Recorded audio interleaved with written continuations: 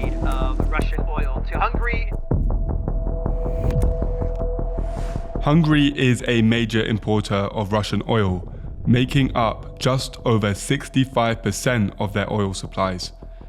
Last year, oil exports generated $180 billion of revenue for the Russian government, revenue that fuels Russia's continued war on Ukraine. In response to the full-scale invasion, the EU and its partners swiftly moved to wean the European market off of fuel and energy from Russia. But Hungary, Slovakia and Czechia were given a temporary exemption after Hungary's Prime Minister Viktor Orbán argued that landlocked countries such as itself needed more time and money to adapt their infrastructure to non-Russian oil. And now, 2 years later, Czechia has nearly managed to rid itself from Russian crude. However, Hungary and Slovakia's progress is far, far less. Energy experts accuse Budapest of prioritizing cheap Russian oil over its own energy security.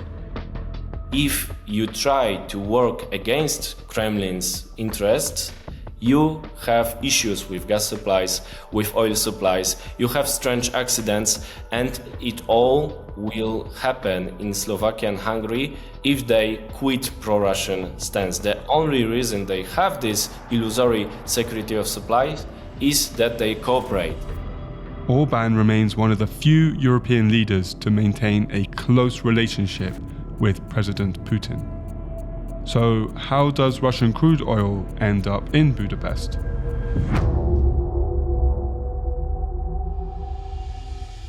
Oil is transported through a pipeline known as Druzhba, or friendship in Russian, an old Soviet pipeline network that originates in Tatarstan. Pre-war, the Druzhba fed up to 800,000 barrels of oil daily across 5,500 kilometers to Central Europe through Ukraine and Belarus. This crude oil is then refined in European factories to make diesel, gasoline, lubricants, and other products. Shortly after the full-scale war, Ukraine terminated the last of the oil-derived products it imported from Russia.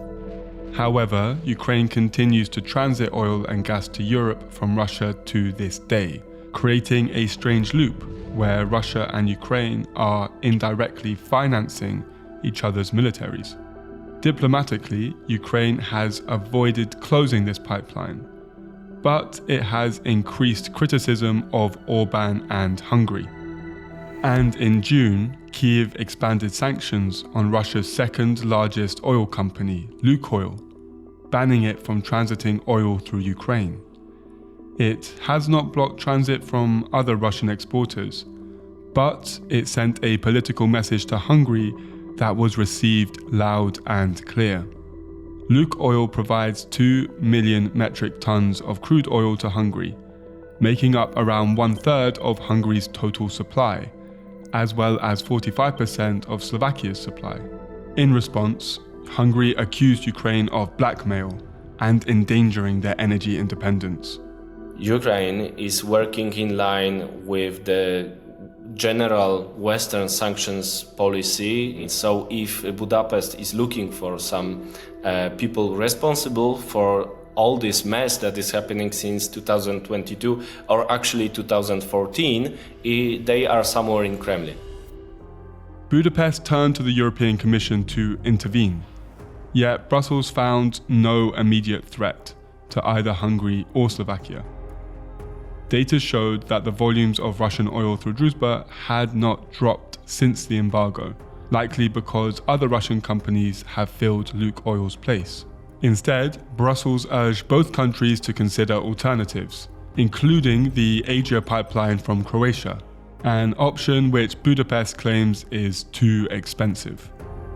Of course, Russian oil might be less expensive than alternatives, but energy crisis is obviously more expensive than any supplies from Russia coming, so you can lose it anytime. Russians could close the tap anytime using any pretext they want.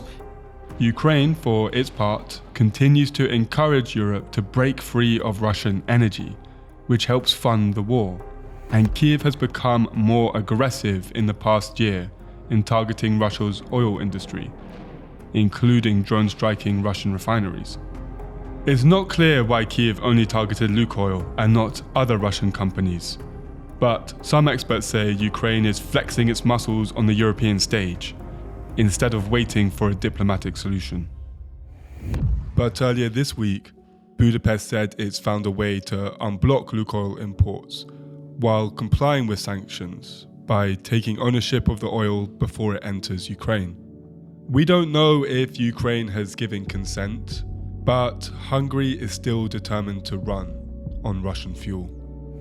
Stories like this one often go unnoticed in the broader aspect of the war, but I find it bizarre that Ukraine and Russia are inadvertently funding each other, but business still goes on even in the middle of a war.